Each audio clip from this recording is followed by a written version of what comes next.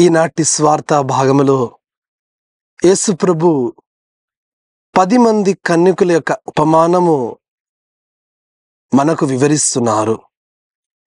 ఆ 10 మంది కన్యకలు 5 వివేకవంతులు, ఇంకా 5 అవివేకులు అని పవిత్ర గ్రంథం సాక్ష్యమిస్తుంది.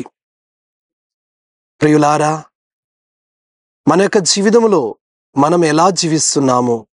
వివేకముతో జీవిస్తున్నామా? యేసు ప్రభుని యొక్క రెండవ రాకట కోసం సిద్ధమవుతున్న మనమందరము కూడా దేవుని యొక్క జీవితము ఎదుర్కోవడానికి తయారవుతున్నాము. ఆ యేసు ప్రభుని రాకట కోసం మనం సిద్ధమవుతున్నాము. అప్పుడు మనము ఆ యేసు ప్రభుని ఎదుర్కోవడానికి ఎప్పుడు కూడా సిద్ధముగా ఉండాలని దేవుడు మనతో కోరుతున్నారు. నేడు మన చుట్టూ జరుగుతున్నటువంటి సంఘటనలు అన్నీ మనం చూసినట్లయితే దేవుడు మనం అనుకోకుండా ఉన్నటువంటి ఒక సమయంలో వస్తారు అని మనకు తెలియజేస్తుంది.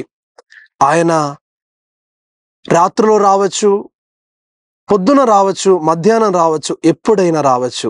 కానీ ఆ యేసు ప్రభు వచ్చే సమయంలో మనం వివేకులుగా ఉండి దేవునిని ఎదుర్కోవడానికి సిద్ధంగా ఉండాలని దేవుడు కోరుతున్నారు.